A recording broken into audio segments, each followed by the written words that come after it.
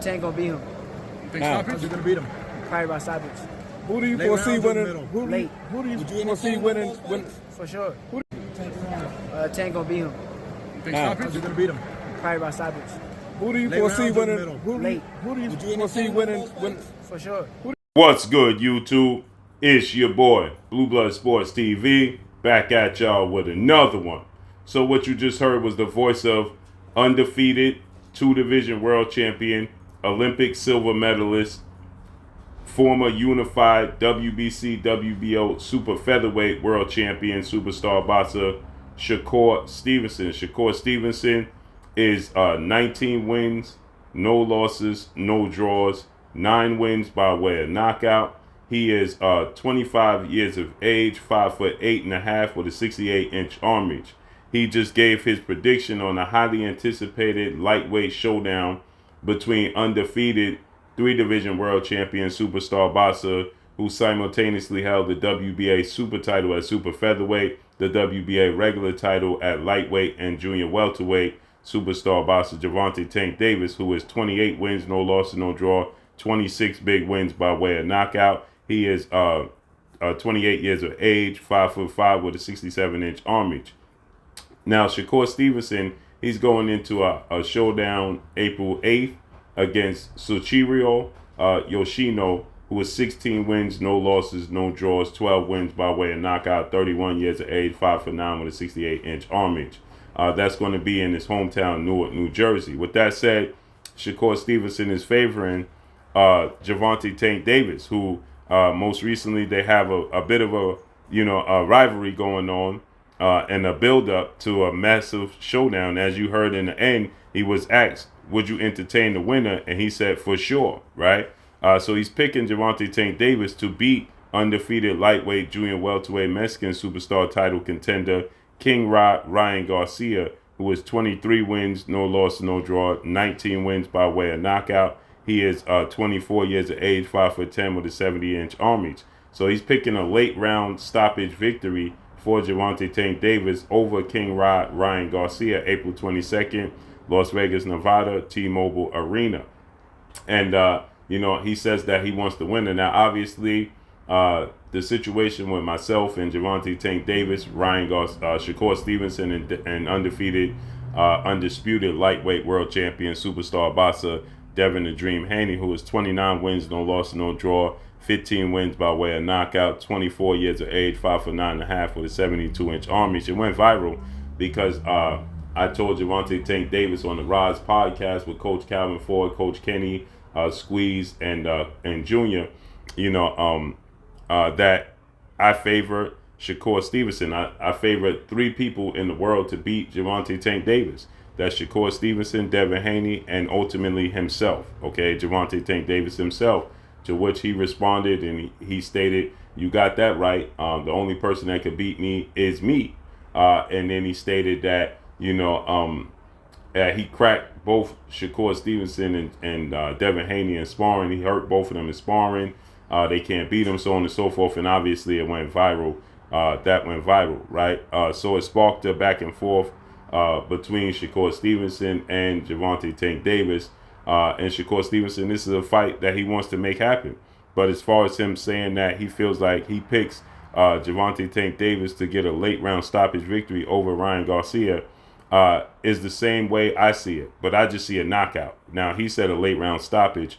I think that Gervonta Tank Davis is ultimately going to knock out Ryan Garcia, and I have it in the 11th round. I think that the height of Ryan Garcia being at 5'10" with a 70+ inch arm reach is going to have, and he has extremely fast hands, power in both hands.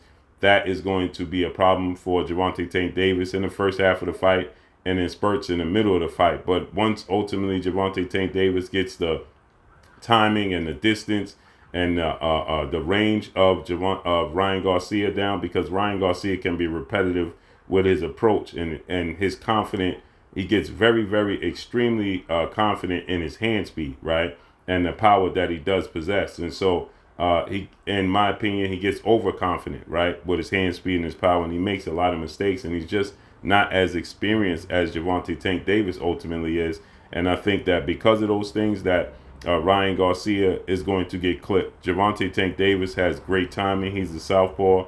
Obviously has power, but he's explosive with his hand speed. And his ring IQ gets underappreciated, right? It gets overlooked and underappreciated. And his ability to set up his opponents, make adjustments, put his opponents in positions where, he can have the most success, that gets overlooked, okay? And, so I believe that, Gervonta Tank Davis is going to force Ryan Garcia in a position he don't realize he's in, catch him in between combinations. Ryan Garcia loves to throw combinations, and I think that Gervonta Tank Davis is going to time him and is going to clip him. I think it's going to be the right hand that's going to ultimately get to Ryan Garcia. But Ryan Garcia has been aware since he got dropped by Luke Campbell in his fight. That's the only time he faced real adversity and got dropped in that fight. He's made adjustments to that left hand, and his two opponents after the Luke Campbell fight, which was Emmanuel Tagle and which was Javier Fortuna, Javier Fortuna is a southpaw. He attempted to land that right hand on Gervonta Tank Davis, but on Ryan Garcia, but he was unable. Ryan was very cautious, very aware of it, very conscious of it, and he was protecting of it. So, but I think Gervonta Tank Davis is a completely different animal, completely different approach, completely different skill set than even Luke Campbell and Javier Fortuna. His hand speed, his explosiveness, his ring IQ. I think the lack of experience, the lack of understanding on the part of Ryan Garcia is going to come into play. And ultimately, Gervonta Tank Davis in the 11th round is going to clip him and knock him out. And it's ironic because Shakur Stevenson, he feels the same way. He feels like in the late rounds, Gervonta Tank Davis is going to get the stoppage. And I believe this is hinging on the same thing. It's the lack of experience and the mistakes that Ryan Garcia ultimately makes that's going to see him pay for it. And so because of that, I think that Ryan Garcia is ultimately going to come up short in this fight with Gervonta Tank Davis by knockout. So let's see how it unfolds. I'm excited to see how this fight plays out, how it unfolds, and who's victorious. So can't wait. April 22nd, but can't wait. And Shakur said that he wants to fight Gervonta Tank Davis next. He would definitely welcome the opportunity. I think that's a long shot. And the reason I think it's a long shot is because Gervonta Tank Davis he's now not with Floyd Mayweather Promotions, and he has his own promotional company, GTD Promotions, Gervonta Tank Davis Promotions. But he's partnered with Showtime President of Sports Steven Espinosa, and he still has a relationship with PBC Premier Boxing Champion Founder and Advisor Al Heyman, and he still has a relationship with Mayweather Promotions CEO Leonard Ellerbe, and now he's made amends even with Floyd Mayweather. And the fact that Shakur Stevenson has an exclusive contract with legendary promoters, top-ranked CEO Bob Arum, ESPN, and Top Rank, it's going to be very, very difficult to make that fight happen next. I think that, we're more than likely going to see, Gervonta Tank Davis with Devin Haney more so than we'll see, Gervonta Tank Davis and Shakur Stevenson next. But it's good to think about. So let's see how this all unfolds and plays out moving forward. But I, too, have Gervonta Tank Davis stopping and knocking out Ryan Garcia in the 11th round.